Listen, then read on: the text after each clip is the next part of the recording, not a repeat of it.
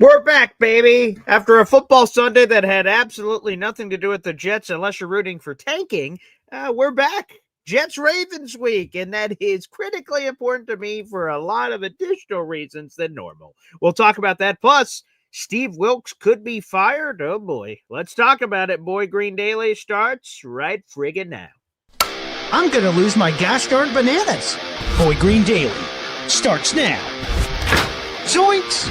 Boy Green, Boy Green Daily, Boy Green Daily, Boy Green Daily. Let's go!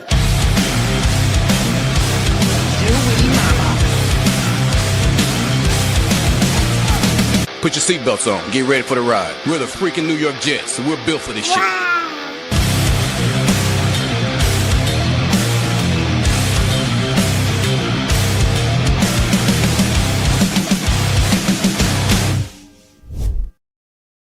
What's going on, everybody? I'm Paul Eston Jr., a.k.a. Boy Green. I'm the New York Jets digital reporter for Heavy.com. Welcome to Boy Green Daily, a daily New York Jets video show, also available wherever you get your friggin' podcast. I'm your host, Paul Eston Jr., a.k.a. Boy Green. You guys could check out the full article in the YouTube description down below on this very subject matter. Steve Wilks could be on his way out. Now, this isn't going to happen in the middle of the season. The season is what it is. The Jets are 2-8. There's 7 games left, and we're going to methodically plot our way through the season. However, at the end of the season, there could be blood running in the streets. A lust, a quenching could occur when you have a season like this. And according to NFL insider Connor Hughes of SNY, that target may be, in fact, Steve Wilks. He said to keep an eye on the job security of defensive coordinator Steve Wilks as we approach the end of the season. Here was his quote from Jets Final Drive, the SNY digital TV show. Quote, I think there's a reason that he has been pretty much one and done in a lot of other places. That is a name to keep an eye on. I think when the season ends, that is the one to watch because if the Jets are going to make changes and Woody Johnson is going to demand changes, I don't think it's going to be Tanner Angstrand. I think it could be Steve Wilks, where they step in and say, we want a new voice on defense, and I wouldn't disagree with it at all, end quote. There from Connor Hughes. Now, there's a lot to say here for this. And guys, make sure you like the video and hit subscribe as you're heading on in here. And we'll go through all of this here on the program. We'll go through it all here on the show. I like Steve Wilks, the guy. He's been an NFL head coach before. I thought that was invaluable for Aaron Glenn to have in his room, even though it didn't go particularly well for Steve Wilks. It went better for him as an interim than it did in the real job that he had with the Cardinals. So I liked him. I like that he's been around. He's been coaching for 30 years. He's been around the block. He's coached for a lot of different teams, which we'll get to in a minute. But obviously, something hasn't worked. The first 5 weeks of the season were an abomination. I was there for the 5th of those 5 games. The Jets-Cowboys game, and so were a bunch of you in our audience that came with us for our tailgate special. The Jets defense was so inept, it was operating at such a historically piss-poor level that it tanked any chances of the Jets winning games. I mean, let's walk through the games. You have week 1 against Pittsburgh. There were chances for the defense to stop the Steelers from scoring 34 points. The Jets scored 32 points. That should be more than enough to win games. They did not win that game against Pittsburgh. I'm going to skip week 2. That was just a disaster all over the board, more so on offense. So Justin Fields threw for 27 passing yards. So that one you throw out. Week 3, the Jets did their job. They scored, and all they needed was a stop. If they get a stop, they beat the Bucs. It's the Bengals game, right? Defense gets that final stop, Jets win the game. If they would have done that against Tampa, they win the game. So week 3 very much was in that category. Week 4 against the Miami Dolphins, you can make some of those same arguments. The Jets put up 20-plus points. Should have had their chances to win that game. Week 5 against Dallas, the Jets were driving to tie the game at the end of halftime. Breece Hall fumbles, and the entire air comes out of that balloon. That's a disaster. And again, the Jets really had not a lot of chances based on that defensive play. Things turned in week 6 and 7 where they allowed 13 points in back-to-back games. They lost both of those games, but they allowed 13 points. You're like, oh, okay, maybe the defense is fixed. Then week 8, Cincinnati, booyah, 38 points. Oh, Jesus. Now, at least they got the key stop at the end of the game, so give them credit for that. Week 9 was a bye. We talked about, you had week 10 there against Cleveland. And against Cleveland, the Jets defense had some wonderful moments, of course. And then week 11, New England Patriots. So, Steve, if they want to make a change, I'd much rather it be Steve Wilks than Tanner Engstrand. Chris Banjo has been spectacular, so he's not even in that conversation. The special teams unit has been magnificent this season, from kicking, punting, returning, all of it. Chris Banjo has been top-notch, which is spectacular and really impressive. Just a quick aside on Chris Banjo. He was playing in the league like 3 years ago. He played in the league 2 years as an assistant in Denver, and boom, you ready to be special teams coordinator? Apparently the answer is resounding yes. So shout out to Chris Banjo, man. He's been spectacular. Tanner Engstrand has been hit or miss, but how much do we blame on Tanner? Justin Fields stinks. So, I'm not saying Tanner Engstrand is completely absolved of blame. Something I'd love to see moving forward is play action. The Jets rank near the bottom of the league in play action categories. They're a top 5 rushing offense in football. Great. That's their identity. Good that you have an identity and you're halfway decent at it. But, from a play action standpoint, if you're running the ball really well, then you should be play actioning a lot and taking advantage of those opportunities. So play actioning, not enough screens, things of that nature. Again, the quarterback play stinks. So you can excuse some of that. The excuse, I guess, you could give Steve Wilks is, you traded away Sauce Gardner or Quinnen Williams, but while that is true, they won the game against Cleveland without Sauce Gardner and Quinnen Williams. So I don't know if that's the same level of excuse. Here's the thing, though. Connor Hughes is right. We talked about Steve Wilks being one and done. He said, I think there's pretty much a reason he's been one and done a lot in his career. I added it up, actually. Here is how many times. I have it right here. 1 second. He has been one and done 10 times during his 30-year career. 33% of the time, Steve Wilks has been a one and done coach in his career. Isn't that crazy? So he's coached for 30 years. It's a long time. 10 times he's gone to a place and then immediately left. A third of the time. That's insane. Now, that doesn't all have to be bad, but once you start seeing it that many times, is there a pattern? Does he wear out his welcome very quickly? I don't know. I'm not in all of these different places where this has happened, but a third of the time, that is a lot of turnover. Maybe he just likes to sightsee.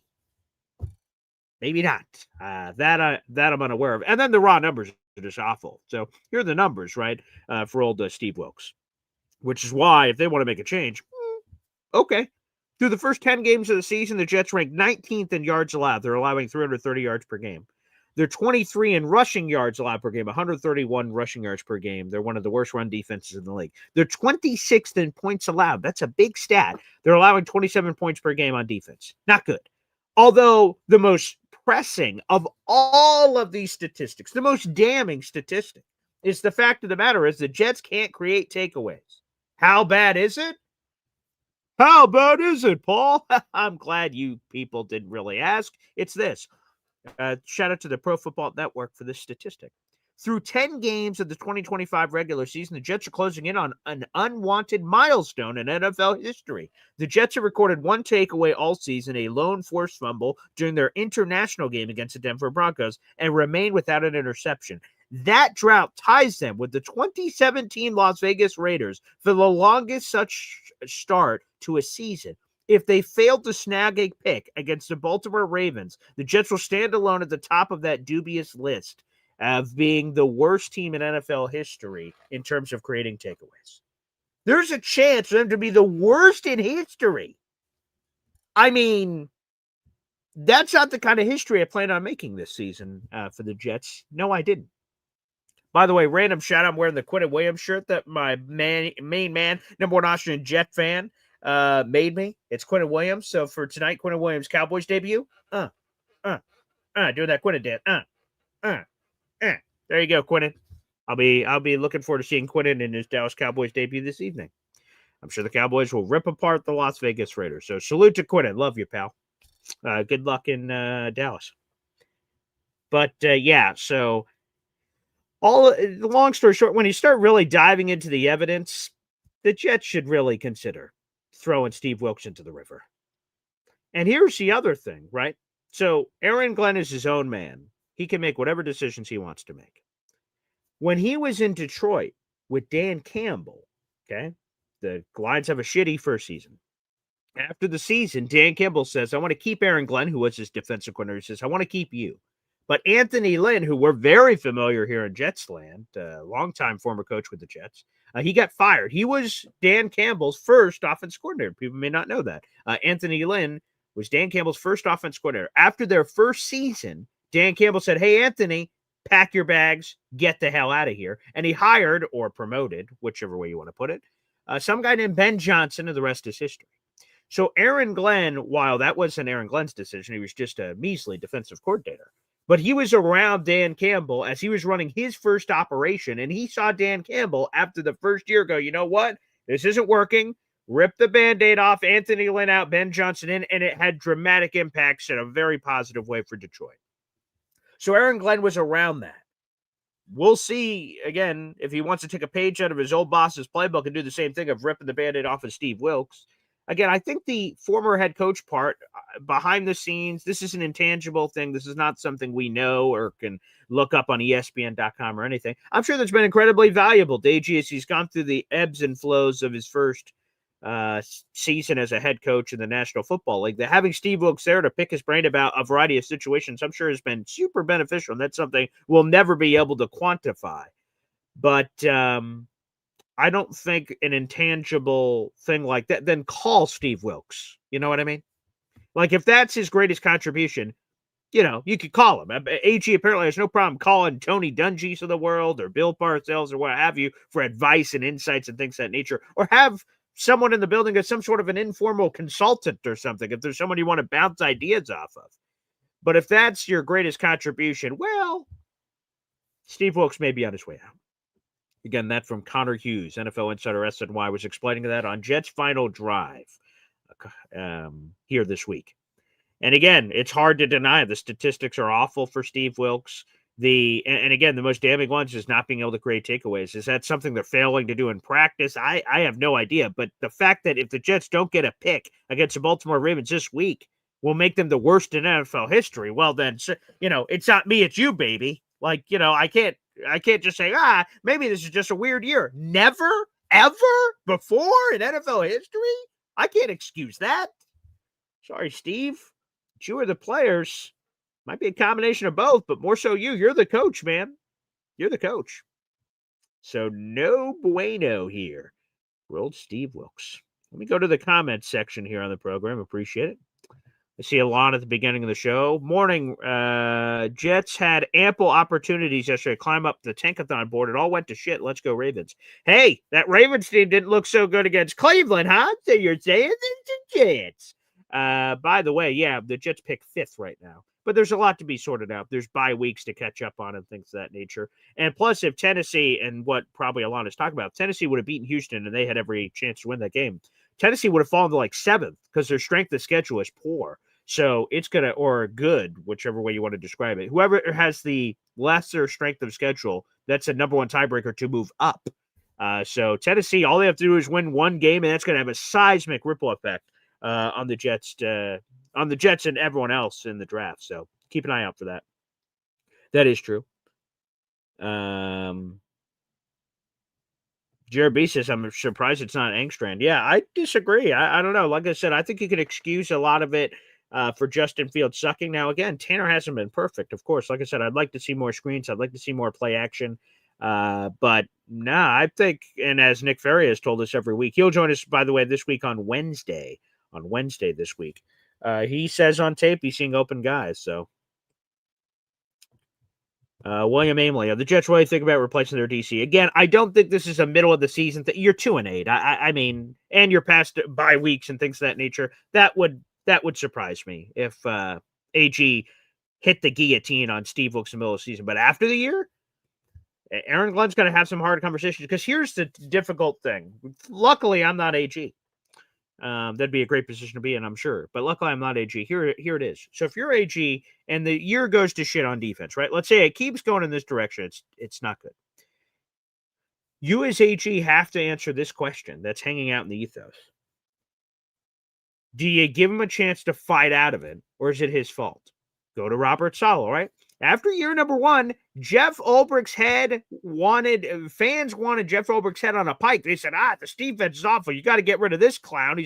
He's clearly not the guy. Robert Saleh backed this guy and said, no, it's 1 year. I'm not going to overreact. And Jeff Ulbricht turned it around, and Jeff Ulbricht, Robert Saleh, while a lot of other things went to crap, the defense was spectacular. So 1 bad year, and then it all turned around.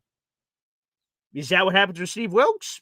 Maybe. But if you say, Steve Wilks is my guy, and let's say it doesn't go the good way it went with Robert Saleh and Jeff Ulbricht, and he stinks more, now you're going to fire him in week 4 of the 2026 season, and then you're in a backpedal trying to replace him mid-season, and then it's a disaster, and then you can't really get it calibrated until your 3rd year? I mean, oh boy, we go in a wild direction the other way. So that's why Aaron Glenn's got to be strong in those convictions. If he thinks Steve Wilks is the guy, he better be right. Because if he's not, and if you rip the Band-Aid off, you also have to be right the other way. Like the next guy you hire has to be good. The Lions, they hired some guy named Ben Johnson. Worked out pretty well.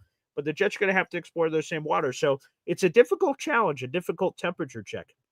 Got to get the right guy. Because if you bring in another defensive mind, then maybe it's 3-4-4-3 or this or schematic differences. And that's going to change some of your roster construction too. So that's another factor. That's going to be another factor, I think. Let's keep going through your comments here. NC Green, 1 turnover, 0 interceptions. The guys have been open all year in the secondary, not good on the resume. 100%. The communication's been poor. So, again, is that players? Is that Wilks? Is that both? I got to blame the coach, man. So, the guy's running wide open. Odd game plan, certainly in the first 5 weeks of the season, which was the largest chunk of the season so far as we're going through this thing. Ooh, Ricky New York Live with a suggestion. I wish the Jets would hire secondary coach from Florida State, Patrick Surtain Sr. Wonderful. Or a lot of us have been begging for Jim Leonard for years. He's over there in Denver as a coordinator. That would be interesting. But I'm open to options. I'm open to options for sure. Fox Sports Talk says flawed roster construction. That's very fair on defense. A lot of things are falling apart. Yeah, it's not good. It's not good for the Jets. Alon says, I watched Vance Joseph yesterday, and he's the Denver Broncos defensive coordinator. He and Wilks aren't in the same class of DCs. I agree. And I think the Jets should try to do better. Who is that better? I don't know. We can all argue over different defensive names, but I could totally see that. Yeah, look at that. We've got a super chat from my guy, Lou B, baby. Let's hear from my daughters, Rylan. Wow. Appreciate you, Lou B. Thank you so much for the super chats. By the way, real quick before I answer your question, let's show you guys our raffle prizes for this month. 2 wonderful prizes here. And if you guys want to get these beautiful prizes, first off, I'll throw up the jersey up here first, here on the screen. A beautiful autographed Marty Lyons jersey, baby. It's his Alabama jersey. It's signed to the Boy Green Coffee Club. It says Roll Tide, Marty Lyons, Herbie Hancock, and then 93. On the bottom of the jersey are all of his accomplishments stitched into the bottom of the jersey. A beautiful decorative piece. You can wear it or you can display it, whichever you prefer to do. You play for the Jets from 79 to 89, former first-round pick, sack exchange, man of the year, college football Hall of Famer, Jets Ring of Honor. So if you want a chance to win that jersey, all you have to do is spend $3 on the channel. Anywhere here through the rest of the month of November. We're over halfway through the month of November. We'll be giving this away on December 1st. Also, let me throw this up. Not only is this jersey in the grab bag here, but shout out to Carl. Look at this, baby. An autographed Marty Lyons hat. Okay? An autographed Marty Lyons hat. Both coming with certificates of authenticity. Okay? Certificates of authenticity for both. So you guys can enjoy that. One lucky person will get both of those beautiful items on December 1st. So if you want a chance, again, if you're watching on YouTube, hit that money sign. Final option, super chats, super stickers, gift channel memberships. Just like, again, here with Luby. A nice little super chat action here.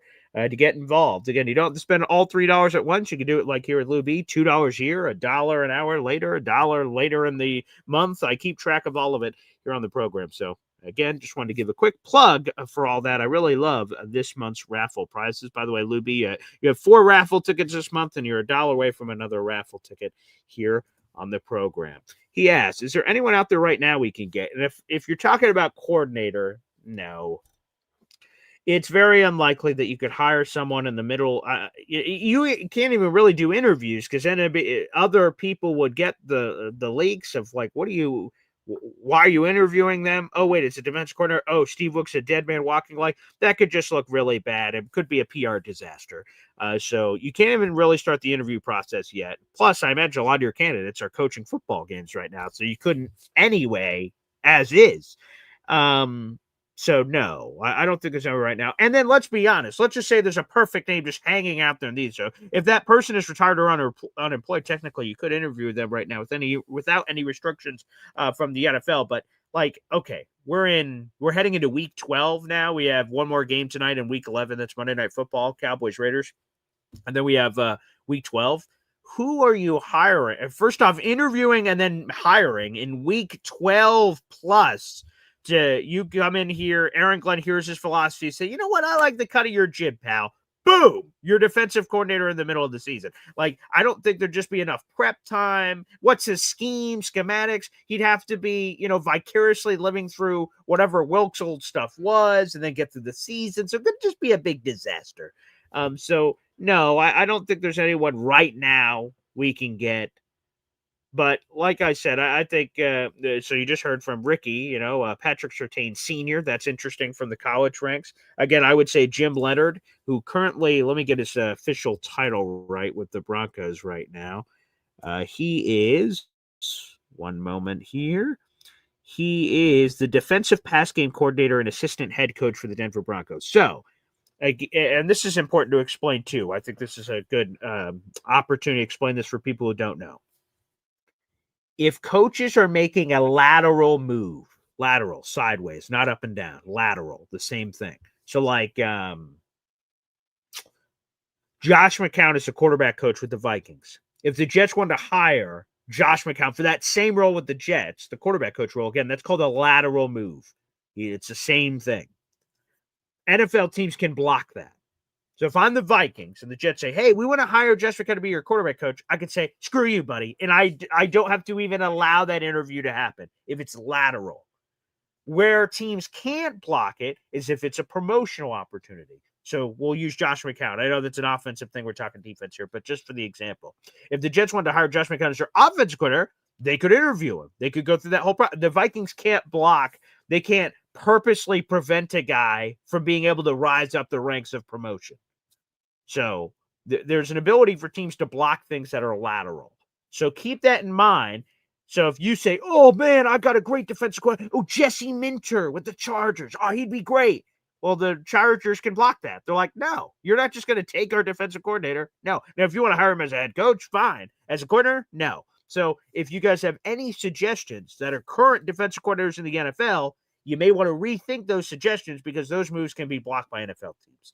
The only unique loophole in that is if it's like the Titans. They fired their head coach. The Giants. I don't want Shane Bowen, who's the Giants defensive coordinator, but just as an example, for a team that fired their head coach and the staff is about to be torn apart, those guys you could go after, and there's no lateral blocking, because like a new coach is likely going to bring in all his own guys. So that's a unique opportunity, but I don't know if I want to pick. I don't know if I want to vulture dead coaching carcasses. I'm not sure that's the top place I'm looking for. So, yeah. So the name I would circle, Lou B, to answer your super chat here, is I like Jim Leonhard a lot. Former Jets player. He's had a nice resume. He's 43 years of age. I think he's a very bright guy. He played his college at Wisconsin. He played in the league for a decade. Bills, Ravens, Jets, Broncos, Saints, Bills again, Browns. And he's been coaching since 2016. He was a DB coach at Wisconsin. Then he became their defensive coordinator from 2017 to 2022. He was their interim head coach for a brief period of time. I think that's incredibly valuable. He went to Illinois as a senior football analyst, and then he made the jump to the NFL level from a coaching perspective in 2024 last year. So I would love to investigate if that's something Jim would be interested in and coming home to play coach for the team that he played for. There could be a lot of intrigue there, Loopy. There could be a lot of intrigue, but we'll have plenty of time to go through even more names than that, I think. But appreciate the super chat coming through here on the program. Lou B, baby. Lou B. All right. Let me see. Keep going through your comments. We'll also open up the phone lines here in a few minutes on the program.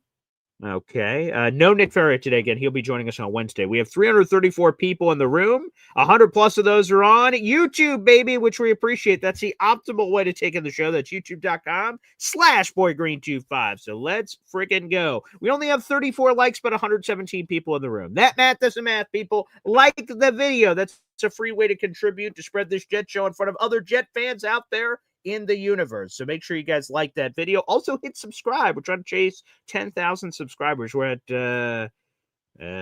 what are we at? 8,170 something, somewhere in that ballpark, or whatever the math is on that, away from 10K. So guys, make sure you guys like the video. I appreciate that.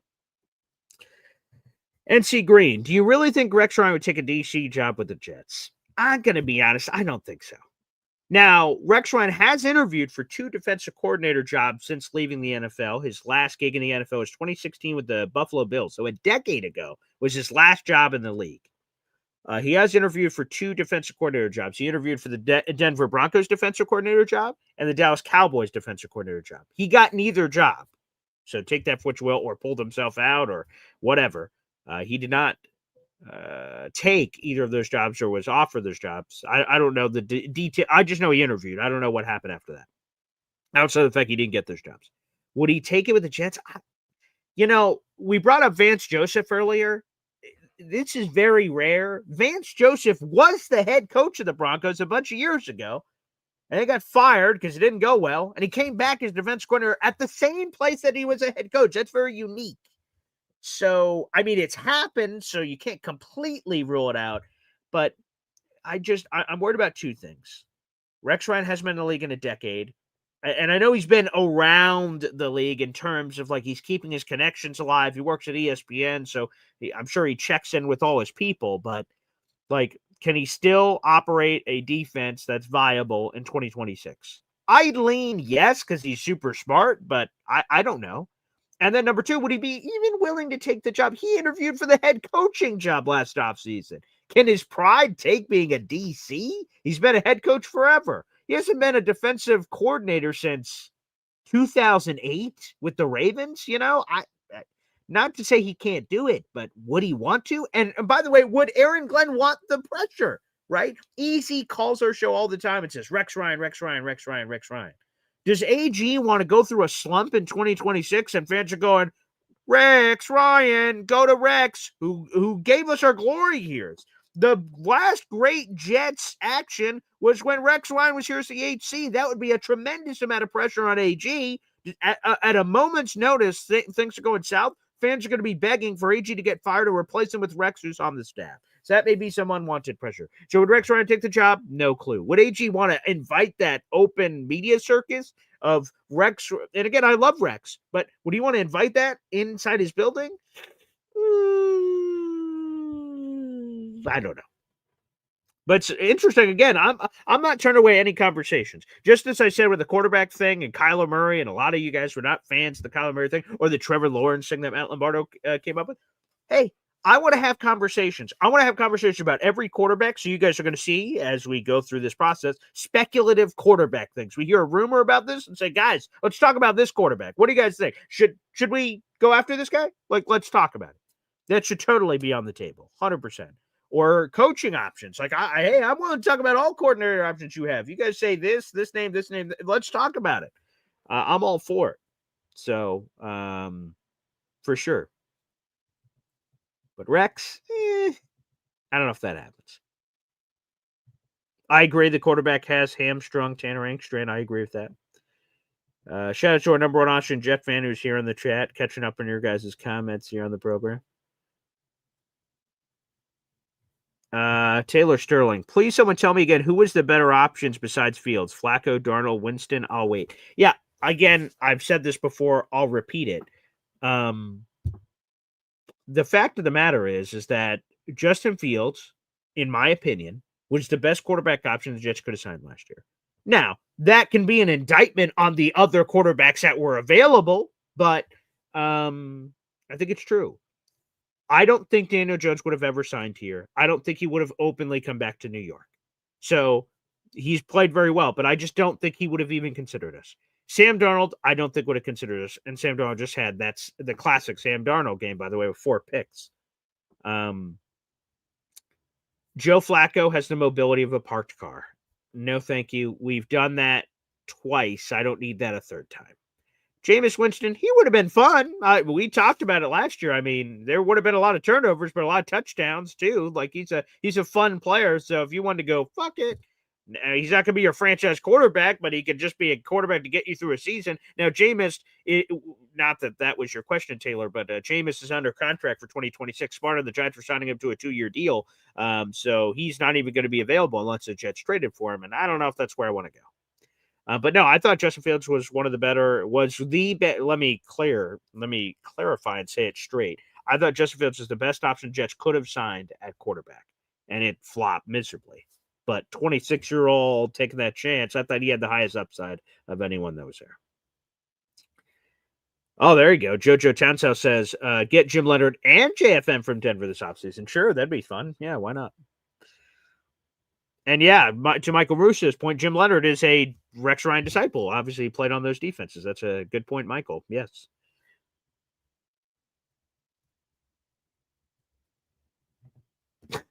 Gator says, how about a defensive coordinator with head coaching experience who can take over Aaron Glenn when he gets fired midseason next year? Jesus. Can we try to stay positive, people? Let's try to stay positive. And by the way, he's not getting fired midseason. It would have to be a scandal. That's the only way he gets fired midseason. There's no way. They're going all in on these 5 first-round picks. They made their case. He's not going anywhere anytime soon, which I'm fine with. I like AG. But yeah, he's not going anywhere anytime soon, folks. Sexy Rexy. Yeah, pour one out for old. Hey, you see it over my, whatever it is, my left shoulder. I pointed the wrong shoulder, but said the right thing. Over my left shoulder right there is Rex Ryan, his book. I love Rex Ryan. Yeah. We'll get him on the show one day before I'm dead. We'll reminisce about better times. We'll get some of that here on the show. Look at that. Our number 1 Austrian Jet fan gifting a Boy Green Coffee Club membership, baby. All right.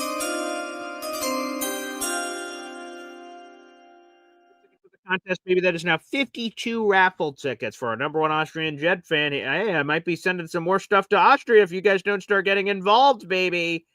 I might be sending some more stuff to Austria. Yep, it could be happening. I did just go to the post office last week, and I was like, yep, I want to ship this to Austria. They're like, Austria? What the hell's in Austria? I'm like, my number 1 Austrian Jets fan, duh. He's in Austria, baby.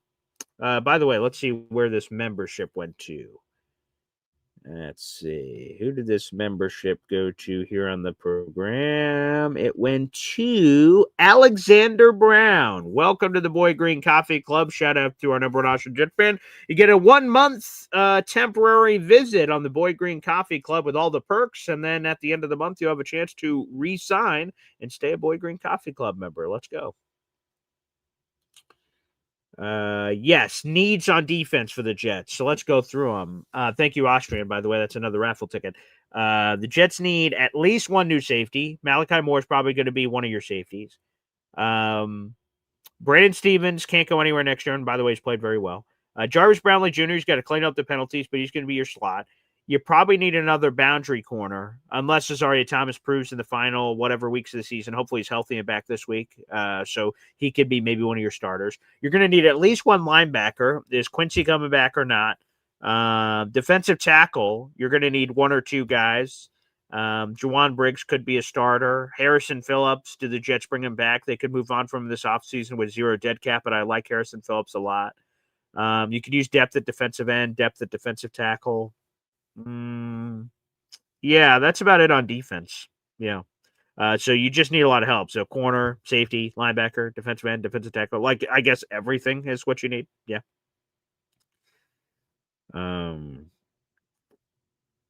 For sure. Super chat coming up here. Troy Sturgis, baby. Sure. Every time I get a super chat, I love hearing from my data. Wow. Interesting question here. The best defensive coordinators in college football. Okay. I like this question, Troy. By the way, let me add this to your previous super chat combinations. I like that. Again, and I'm not opposed to dipping our toes in those waters necessarily. By the way, Troy, you're up to 2 raffle tickets based on your previous super chat combinations, but you always got to be ready for it going horribly wrong, right? Al Golden, right? Notre Dame. I'm about to go see Notre Dame later this week with my dad, which I'm excited about. Al Golden, this defensive mastermind in college, gets hired to the NFL with the Cincinnati Bengals and has been a disaster. So just a warning shot. I'm not opposed to this. The Jets should get the best guy. I don't care if he comes from college, the NFL, Planet Mars. Give me the best guy for the job. But just be warned that Al Golden last time gave some issues there. Let's go to a list. They got lists of ranking the top defensive coordinators in football. Let me see here. Let's see who they have on these lists. Okay. They have this is just their list that they posted. BetMGM posted this. Phil Parker at Iowa, Jim Knowles at Penn State.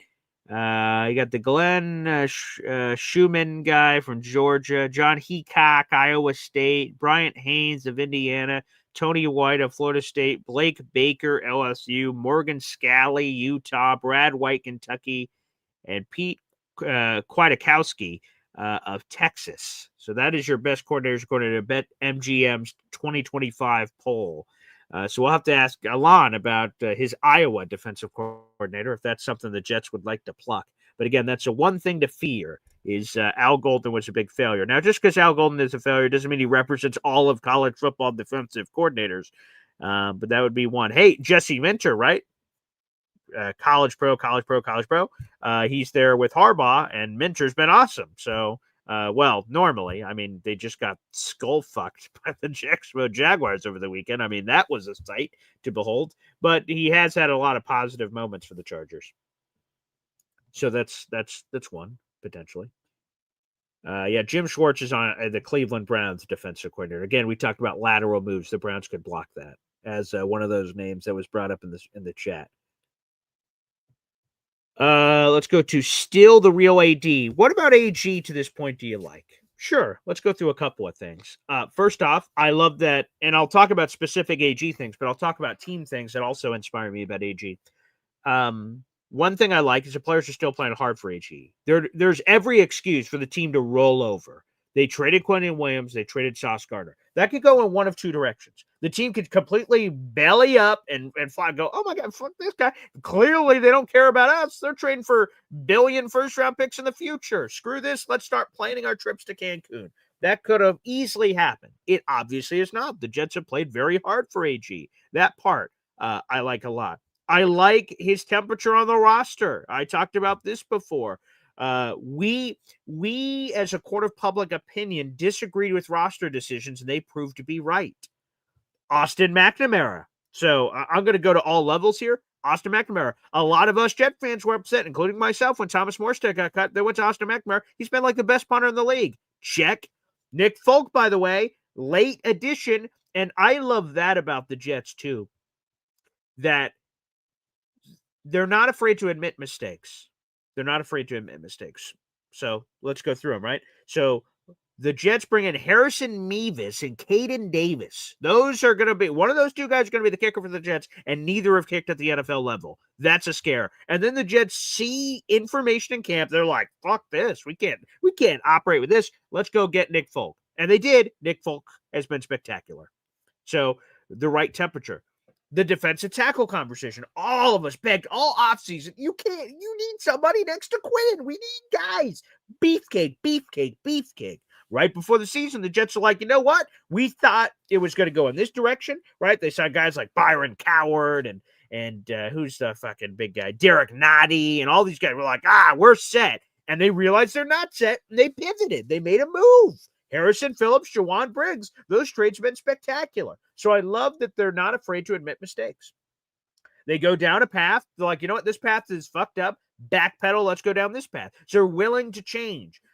The coaches that I haven't loved over the course of history are the ones that are like, man, fuck it. It's my way or the highway. This is it. This is how I operate. And if you guys think I'm wrong, I don't care. I'm not willing to change. He's been willing to adapt. So player stuff. So I love the players are still fighting hard for AG. I love the player, the ability to pivot. I love his commitment to players. So again, Austin McNamara worked out. Nick Folk worked out. Here's another one. Isaiah Williams, right? They have Xavier Gibson, who we saw last night Sunday Night Football. Salute to Xavier Gibson on the 8-2 Philadelphia Eagles. He sticks with Xavier Gibson. Again, this goes also back to what we just talked about. He sticks with Xavier Gibson week 1. Horrific fumble cost us the game in week 1. He cuts Xavier Gibson, moves on to Isaiah Williams. Week 4, Isaiah Williams fucks the pooch. I mean, he has the fair catch at the 2-yard line, has the fumble. This guy sucks. Fans beg for him to get cut from the team. He does ahead of the week 5 Jets-Cowboys game. They bring him back a few days later. AG catches so much shit from everybody. Oh, what an idiot. What are you possibly thinking? Isaiah Williams sucks. Not an NFL player. What are you doing? What are you doing? What are you doing? Boom. He's been special teams player of the week. He's been a key contributor. He's worked out at wide receiver 2 in some respects. Now the Jets have added more wide receivers to room, so he's not relied upon as much anymore. I love that for AG. So there's really a lot of things. I think the management situations for first half, second half have improved. Those were really terrible early in the season and hard to describe. The inexplicable not attempting a Hail Mary, which makes no sense. But he's learned from those. So he's learning on the job, as is anyone. You're never prepared for a head coaching job until you've been a head coach. If you've never been a head coach before, it's a mystery. You can see someone else do it, but it's not the same as you doing it. You making the decision. You operating all this stuff behind the scenes. So those are a variety of reasons why I'm still inspired by AG, and I'm excited for him to continue to get his guys in here and see what happens. Yeah. So hopefully that answered some of your question. They're still the real AD, and hopefully, we don't have to all agree, but I hope that did something for you there. That's the thing that excites me about all this. Let me answer a few more questions here.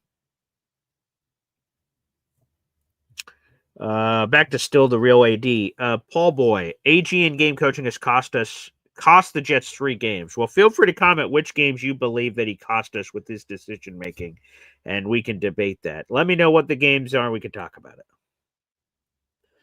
Now, I'm about to open up the phone lines here in just a moment.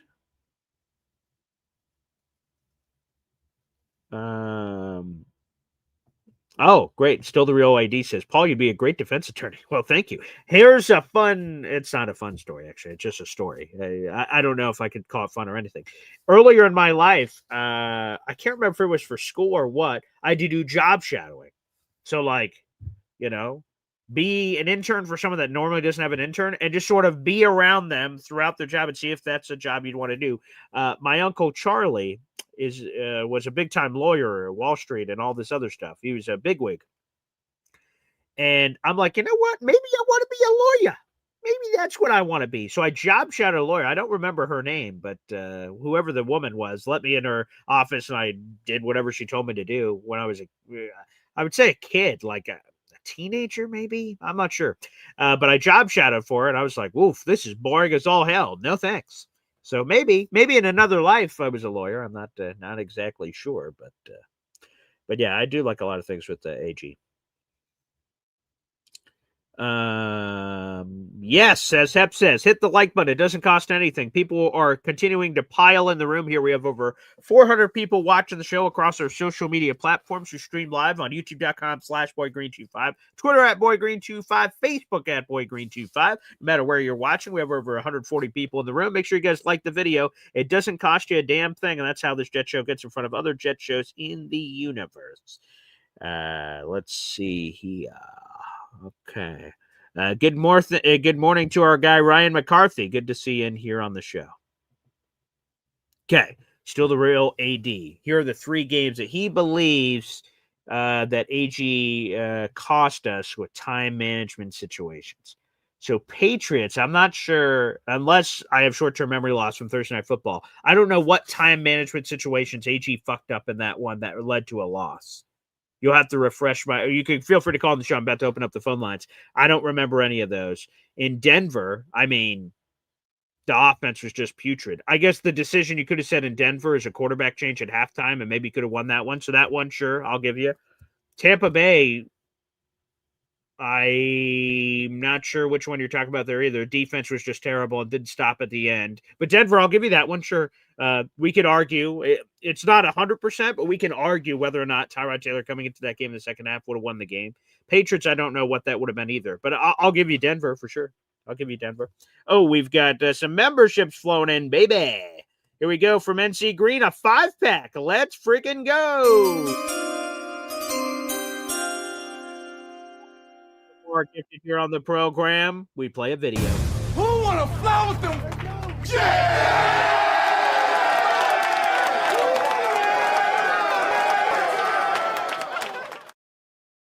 Let's go. That's 14 raffle tickets for our guy NC Green, baby. Let's friggin' go. You now tie. We've got a bunch of people at 14.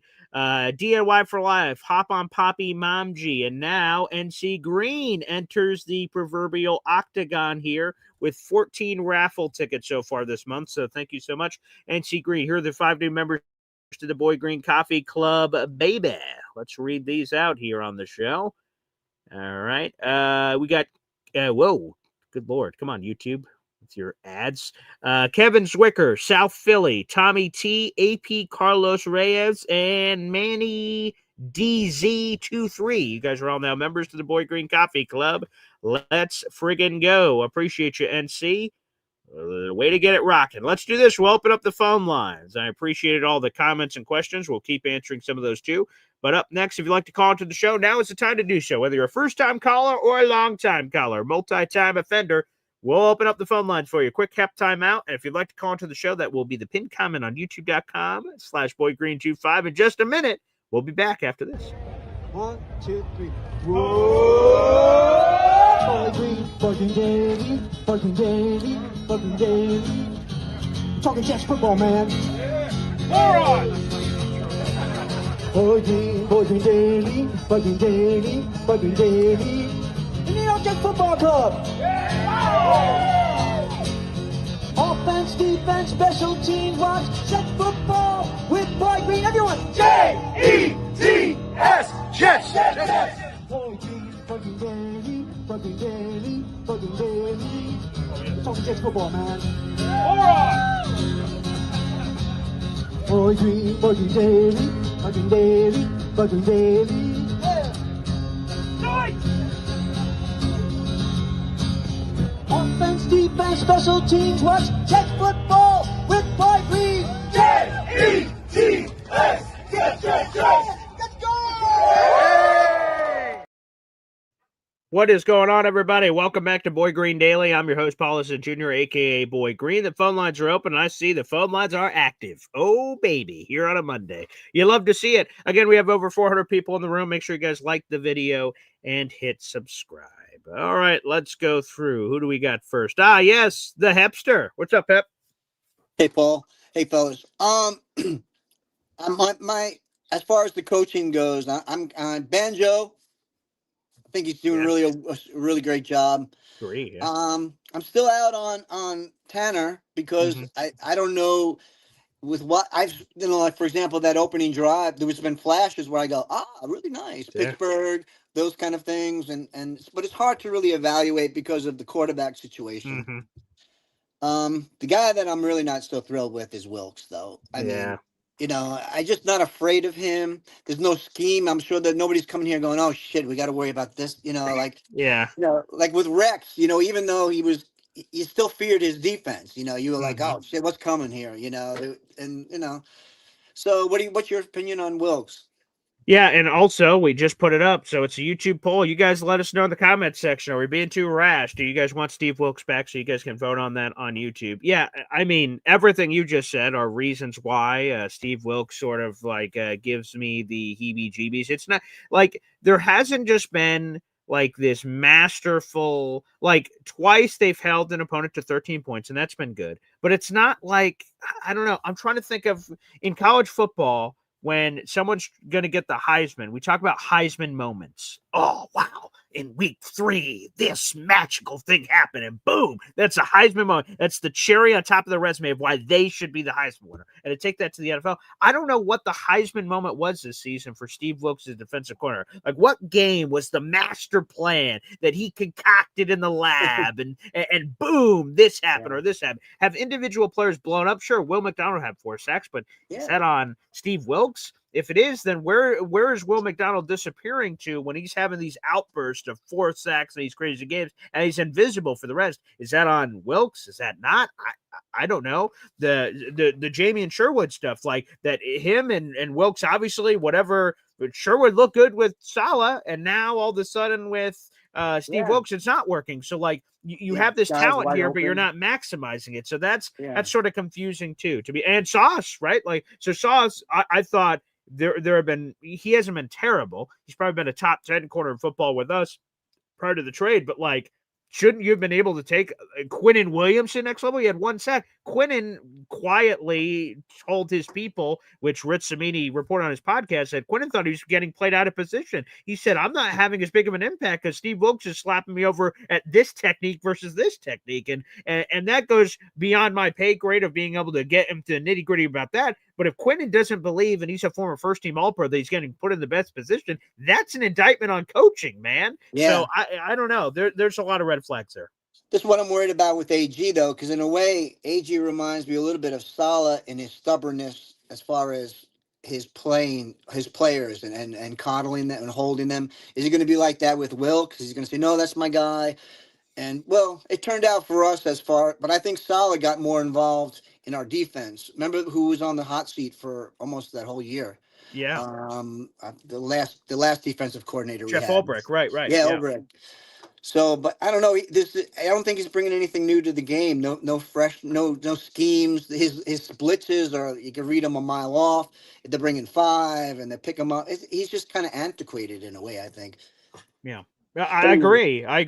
So that part of it, I don't. Again, on the AG thing, I don't know. AG seems like he's holding the Quincy Williams, held him accountable, and all of a sudden Quincy Williams turned it around. So, and all of these varying players that we can go through history of the ones that he has benched this year or that, he seemed to have the right temperature on those things. Now, again, it's a fair point, right? AG has been so steady. Well, here we'll get a great example this week, right? So AG all season long before the moment I'm about to talk about, Justin Fields is my guy. What? You want me to you want me to bench Justin Fields? What the hell are you talking about? All year. Friday, after the Patriots game, this is a rare press conference he has on a Friday leading into the weekend. Well, everything's on the table. Oh, is it? So is everything on the table? Are we about to go to Tyrod Taylor? That would show that a guy that he was super committed to, like based on new information, he changed his mind. So that could be an indicator of Steve Wilks, who I hope so. Sure, I really hope he's about him. So. I hope he's more fluid, and he says, good coaches are fluid. They see the cards you're dealt and they work. Right. Yeah. So anyway, thanks guys.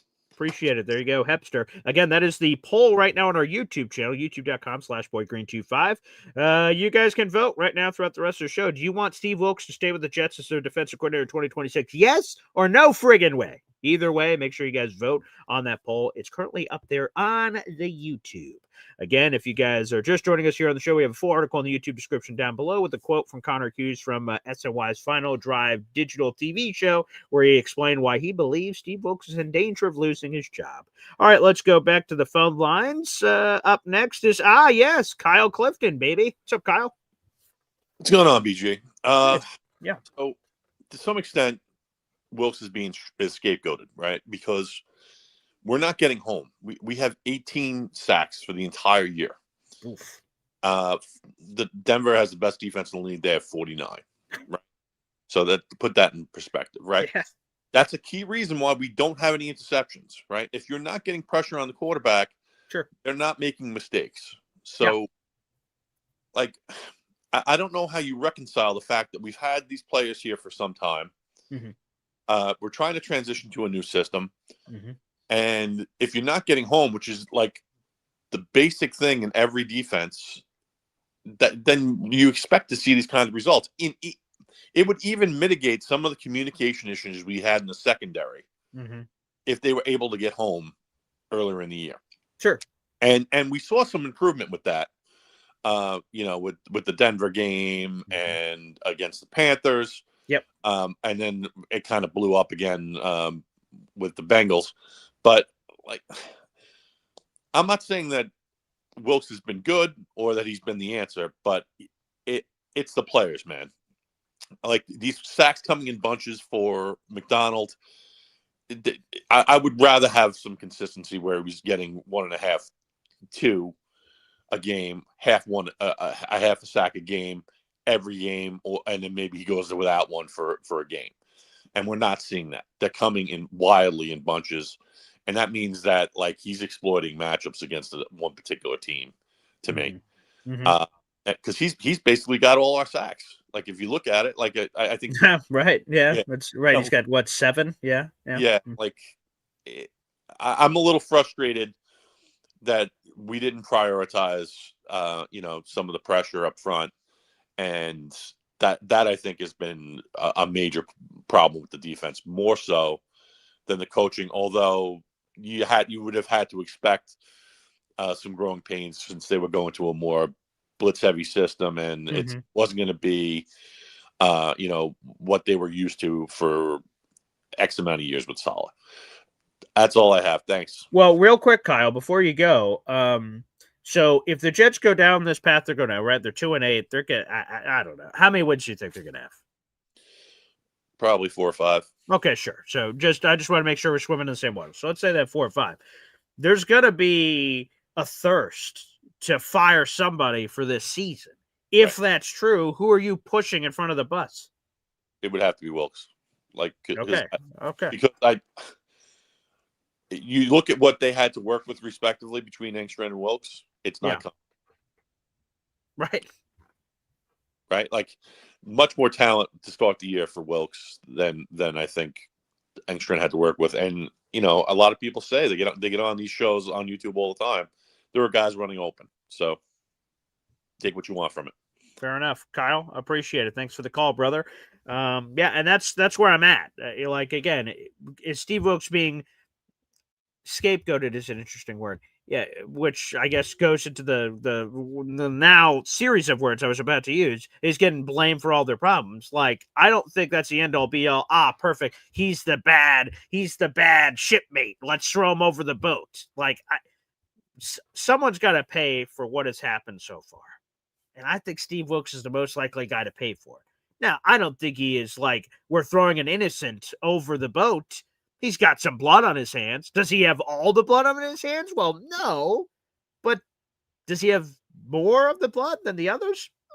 We can debate. We can have a conversation about it. All right, let's go back to the phone lines. Up next, we've got Go Ravens. Bye-bye, Beardy. Hey, those Ravens didn't look so hot against the Cleveland Browns. Shedeur Sanders was within striking distance, so it sounds like the Jets might have a chance after all, Alon. First and foremost, good morning, Paul. Good morning. Your beard game looks top-notch. It's going to be you. cut in a week. I use some great product on it. Well, maybe not. We'll see. Okay. Yeah. You brought up Phil Parker at Iowa. Yeah, he's the number one name by BetMGM, apparently. Yeah, I love Phil Parker.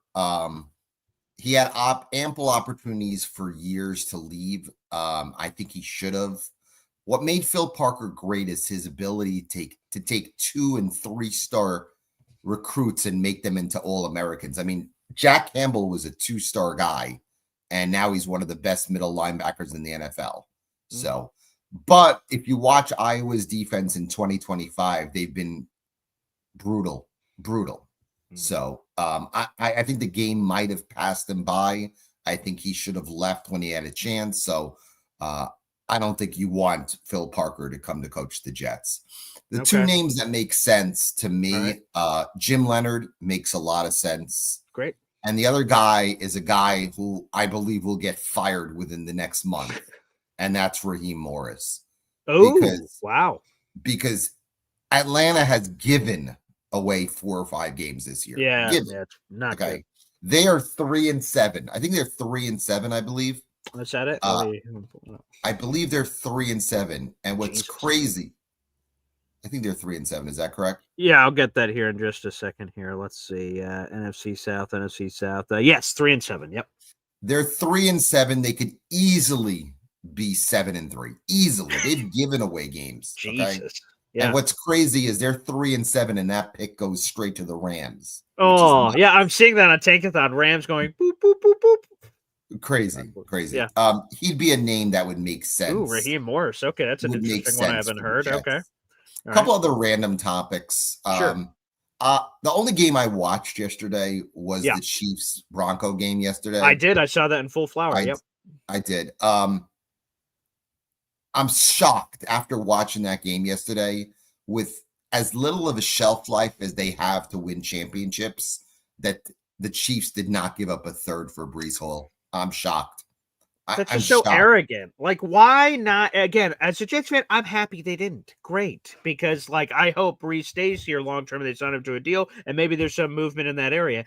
That makes no sense. Made no sense. If you're the Chiefs and you have Patrick Mahomes, every year, I talked about this at the deadline, every year is, man, we can win a Super Bowl, and we want to win every one we can. Who gives a shit if it's a third or a fourth? Like, who cares? You've got Patrick Mahomes. Is that gonna, if that third round pick, if the NFL just randomly said, sorry, we're just vacating that because you broke some rule, would they lose any sleep over it? No. So the fact that they did that is bonkers. And now where they are, folks, take a gander at the AFC playoffs. They're going to have to win 6 out of 7 to make the playoffs. They're a full 2 games back, and they lose the head-to-head tiebreaker to every team that's currently in the wild card. They are fucked, is the polite way to say it here for the Chiefs. So that there could be a world where the Chiefs aren't in the playoffs, oh my Lord, that would be wild. They're going to have to be 11-6 to make the playoffs, in my opinion. They're going to have to win 6 out of 7 and maybe even need help for that.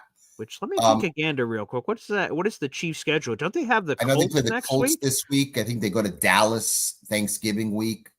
I mean, they don't have an easy schedule, but I think they need to pretty much run the table to make the playoffs. Colts and Denver, those are the 2 toughest ones left on their schedule for sure. At Dallas will not be easy. Oh, no, it's Thanksgiving. No, sure. Yeah, let me not overrate that. But the rest of them are you know, they need to win at Titans, least 6 Raiders, games we'll to make see. the playoffs. Yeah. Absolutely. Let's see. Yeah. And one final comment. Yes, sir. And this is a completely off topic. I Okay. remember when the season came, everybody said Lenora Sellers, Lenora Oh, yeah. Sellers, Lenora Sellers. Yikes. I watched him on Saturday. Okay. Mhm. I've never seen a player regress as much as that guy. That second half performance was Justin Fields-esque. Like, Wow. he missed receivers wide open Mhm. all over the field.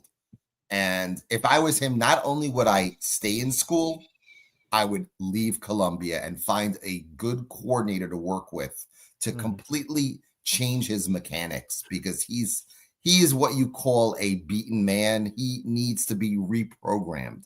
So my advice, I think he's from South Carolina too. I think he's a South he is from Carolinian, there. so that'll be His brother difficult actually for him. is a receiver there as well, but might be time for him to leave the nest and find somewhere else to go. And please do not come out.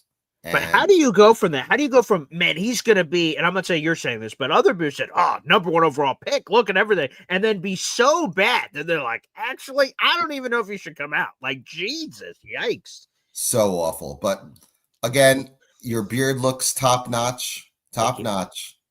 And 1 week from today, oh boy, it will be the shaving off of the beard. And I'm very proud that I actually contributed to that. So, Paul, it's been a pleasure. And again, as always, the pleasure is all yours. That it is. Alon, appreciate it. For folks who don't know, I'll reiterate the bet one more time. If the Jets lose to the Ravens on Sunday, there's another leg of the bet, but that doesn't matter because it already happened. If the Jets lose to the Ravens on Sunday, my beard will be shaved down. It is a beautiful, burly, great girth going on here. I use some wonderful product on this thing. God's gift. I delivered. He delivered. I signed for it. So if they lose, I have to shave the beard, and not completely off. It won't be clean shave, but there's going to be a lot less of this going on. what will happen is if the Jets beat the Ravens and the beard stays the same and everything is null and void. But if the Jets lose to the Ravens, the beard will be coming off, number one. But number two, if you guys, I don't love this, but that's a new twist of the bet that Lana, my father, agreed to. If after they lose, so that'll be whatever, 4:30 on Sunday, you'll have from 4:30 on Sunday till Wednesday, that's the day before Thanksgiving, to send in 100 memberships here on the channel collectively. One person could send 100, or a bunch of you could send 10, 10, 10, 10, 10, however it happens. If enough memberships comes through, we will live stream the beard shaving. And I really actually would prefer that does not happen. So to be honest, save your memberships. But if somehow you want that, that is what my father and Alon cracked that code. So that will have to happen there. So it's straight up. Yeah, Dave Briga, straight up for the spread. I wish I had the spread, but nope, it's straight up. I believe my Jets. They're going to do it. They're going to upset the Ravens, so it won't matter. But it is straight up. So it is not against the spread. Straight up. I'm an idiot. Jets in Baltimore this week, which we'll preview. But yes, if the Jets lose to the Ravens, you'll have from that Sunday night to Wednesday, whatever my live shows are on Wednesday, to send in 100 memberships via Boy Green Coffee Club or whatever show. I'll have Boy Green Meets Woody and all these other shows. If you guys do not do that, then the beard will still be shaved. It just won't be live streamed. So either way, I could be lost. So let's go. That is it. We'll see what happens. All right, let's Indy says, how many memberships for you and your pop to shave? I didn't want to shave at all, so I'm not like negotiating. I have no idea. I'm not negotiating for him. No, like God, no. I didn't even want to do it to begin with. I was an idiot. Alon caught me in a moment of weakness. So hopefully the Jets just win and then none of this matters, but we'll see. Back to the phone lines. Let's go to Ricky New York Live with his new setup. Very nice. Hey, how you doing, Paul? Excellent. Those long stretches where Will McDonald didn't have a sack, he wasn't disappearing. It was Jermaine Johnson that disappeared. And I mean, think about it. When they were together the first game of the year, and then Jermaine got hurt, and we had that long kind of dry spell, and then Jermaine comes back, and all of a sudden we're having multiple sack games. So, yeah, I mean, it just, I think it allowed them to slide all their protection to his side. And, yeah, it looks much better now. The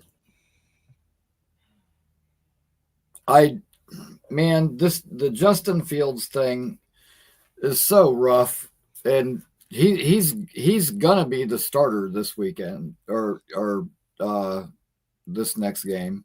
Who? Fields, you think? Fields, yep. Common sense would tell you that it's probably going to be him, and I say that because we're playing against the Ravens and Lamar Jackson. So it would make sense to have your quarterback who can run like that, running the scout team, all through practice, through the week. So your defense is preparing for that. So by that logic, unfortunately, I think we're going to get Fields this week. But what about the Tyrod Taylor revenge game angle? The Ravens. Tyrod, Ravens. Well, yeah, but we could have Tyrod revenge games against the Ravens, Bills. I mean, there's a list, man. I guess that's true. That's a good point. Like a third of our season could be Tyrod revenge games, for goodness sake. Listen, I would love to see Tyrod because, I mean, listen, I saw him in Tampa, and honestly, he looked kind of rough that day in particular. But, dude, I can live with, somebody even throwing an interception or two as long as they're throwing. Like, just throw the damn ball. And, Tyrod will at least make it fun to watch and put the ball down the field. And, unfortunately, the only time that Fields did take a couple of shots, they didn't get caught, The one big shot to A.D. Mitchell, like the first real long one, like that was a really good play by the DB, but he still should have caught that. He could have caught that. The other one along the sideline, that was typical Justin Fields. It was terribly behind him. That being said, he did manage to get his hands on it, and if you get your hands on it, catch it. So, but there were other times where he was open that Fields didn't throw the ball. So I don't know. It's such a conundrum because I hear Aaron Glenn talk about like, oh, we got away from the run because, dude, Justin Fields' best asset is his legs. As soon as you say we got to protect the player from himself, no, you're protecting the team from winning. Like, I mean, I get it, but at the same time, like if that's the only thing that's working, like you can't just, I don't know. You got to, if it's working, you got to stay with it. 100%. So I don't know. That's the main thing that's so discouraging about this year. Like, especially that Patriots loss, because that was a winnable game. Like, you know, all I heard was like, oh, they got this great rushing defense, and we were running on them. Like, you know, it was a winnable game, and you know, just like the game we went to here in Tampa, where, you know, Will makes the crazy play, and with a minute and a half left, you know, we're thinking, hell yeah, finally. And dude, that's the thing. We've had like, you know, 5 1-score games or something, and so many of those games easily could have gone the other way. And that's the thing that makes it the toughest, because I mean, you flip a few of those games and this season could look so much different than it does right now. But I got faith. You know, we've been close a whole bunch, and at some point I think some things are going to start to click, and we'll turn that corner. But me personally, if there's going to be a bloodletting and somebody's got to get, you know, canned over this, I would think it would be Wilks. Now, because Glenn is real loyal to his guys, I could see, you know, whether it's Chris Harris or like, you know, one of the coaches that's already here getting promoted, as opposed to like bringing in an outside guy. But if it was me, I would bring in Azareye'h Thomas's old secondary coach from Florida State. He's coached AZ. The last 2 guys he coached before that is Jarian Jones, that's starting for Jacksonville, and Renardo Green, who's starting for San Francisco. The guy just, man, you talk about really good man corners. He's been churning them out like year after year, the last couple of years. And his name is Patrick Surtain Sr. And dude, I'm telling you what, say what you want about Florida State, but our secondary guys have been awesome for as long as he's been there. Yep, there he is. But that would be my choice if it was me. Aaron Glenn wants to run a man system. Here's your guy right there. Ooh, that'd be fun. They could bring his son over. Come on over. Come on, PS2. Come on now. Yeah, I'd take that all day. Yeah. I think that's a great choice. I love the creativity. I love going to the college ranks. Nothing wrong with that if that's where it is. So, yeah. Okay. Give me Surtain Sr. Okay. Former player himself. Yeah, the production there. He knows what it is. AG, I imagine, loves that. Look at AG staff. He has former players all across the staff, so it fits his vibe. It certainly does. Yeah, that's just me. Maybe some, you know, I'm biased, of course, but a little bit of out of the box thinking. But that's what I would do. Has he, Ricky, you would know this as a Florida State guy, I assume. Has he gotten NFL offers before and said, "Nah, I'm good," and just stayed in like what's sort of his story? Because he's been cranking out talent out, from FSU for a little bit now. I think he did after the undefeated season we had, where Jordan Travis got hurt at the end of it. Yeah, and then obviously. I mean, like Alan said about his coach, he should have left then. They ended up following that up with a 1-win season, because we got stuck with the wrong quarterback. And now here's the Jets kind of in the same situation. But you know what? We went from that to where we just couldn't compete with anybody, it seemed like, to this year we've got a different quarterback and we're competing in every game. So, that's what I'm looking for from us. We've got all these draft picks, go out and get our quarterback, and things could look so much different. If only, Ricky. We'll see if they can turn this thing around. That'd be excellent. Yeah, well, I mean, honestly, and to think there were people that actually thought we were going to win so many games that would mess up our draft position. I don't know. After watching Justin Fields Thursday, I don't think we have to worry about that one bit. I mean, I hate to say it. Yeah, I'm usually very optimistic, but sure. If we keep rolling him out there, we're not going to win enough games to mess up anything. And, and all it would really take is for us to drop that game against the Saints. Oh boy. Yeah. We lose one of the games to Miami and or the other game to Miami rather. And the one to the Saints, and we're a top 3 pick right there. Yeah.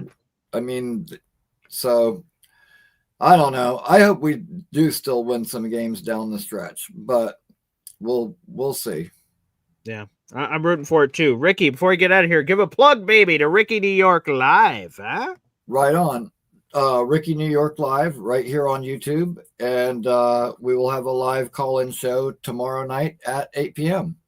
So look forward to seeing everybody there. There we go. Can't wait. Ricky, thank you so much, my man, for gracing us with your presence and giving us a good thought, a good little breadcrumb to nibble on. Surtain Senior. Ooh, okay. P.S. What'd that be? So he's P.S. I don't know. I don't know how the P.S.s would work. It's like, is his father also Patrick Surtain Senior? I don't know. I'll do the family tree research on that later so we can get proper nicknames out. But nonetheless, interesting. Well, folks, I want to thank you guys for joining us here for a Boy Green Daily. Over 500 people in the room. Make sure you guys like the video, hit subscribe. I'm going to be back on live in just 2 hours, baby, because we're coming on for our NFL Overreaction Monday show. So that'll be coming up right here on this channel and on the @MC Show digital channel. So I hope you guys can join us in for all of that jazz. On that channel, we're trying to make a chase to 500 subscribers, even more realistic. We're only like 100-ish away. So we'll tell you guys on the program about a referral program where you guys can get some bonus raffle tickets, and it's all free. You don't even have to spend $3 on that channel. We'll explain a referral system, how if you get people to subscribe to the channel, you have a chance to win some free stuff. So hopefully you guys stay tuned for that. That'll be coming up at 11 o'clock. Well, folks, it's Jets-Ravens week. We'll get into more Jets-Ravens later during this week. AG is scheduled to speak today. We'll see. The Jets have not announced when that's going to be, but we'll have some more AG stuff to react to, of course, on the program as well. So, folks, we'll see you again soon. Take care. God bless. And wait, before I go, I'm so sorry I didn't start the show with this. I apologize. This was on my notes, and then I got lost in the sauce. Please, everybody, before we go, please send out your prayers to Chris Boyd. Our New York Jets defensive back was shot yesterday in an incident, and he was fighting for his life, and then it was stable, and then it's been back and forth. So Chris Boyd, 100%. The initial reports were that he was clinging to life. There's been some other reports that he's stable. So there's been some conflicting reports on his health status, but a few of his teammates, Jermaine Johnson and Harrison Phillips, have come out and they've asked for your prayers. So please, and let's all pray for Chris Boyd to have a recovery. Chris Boyd, for those who do not know, was signed this offseason to a 1-year deal for $1.6 million. He was listed as a defensive back, but really his contributions were supposed to be special teams. He's expected to be a key special teams contributor for the Jets this year. Unfortunately, he had a season-ending shoulder injury during training camp, so we never got to see him during the regular season. So he was placed on IR, and he's set to be a free agent. But please, everybody, again, I have this in my notes. I apologize for not starting the show with this. But please, please, please keep Chris Boyd in your prayers. Let's all send our love and everything into the universe, and hopefully God leads him back to us and we do not lose him. So I'm praying for Chris Boyd to please pull through. I checked this morning to try to see if there's any updates, and there weren't any additional updates from the reporting from yesterday, but a very scary situation, and let's just pray that he makes it out okay. So Chris Boyd, we are all thinking about you. So our love is sent out to Chris Boyd and Chris Boyd's family during these very difficult times. So Chris Boyd, we're thinking about you, buddy, and we're praying for you, man. Our hearts are with you. Our hearts are with you. All right. Thank you, everybody, for tuning in. We'll see you again shortly. Thank you.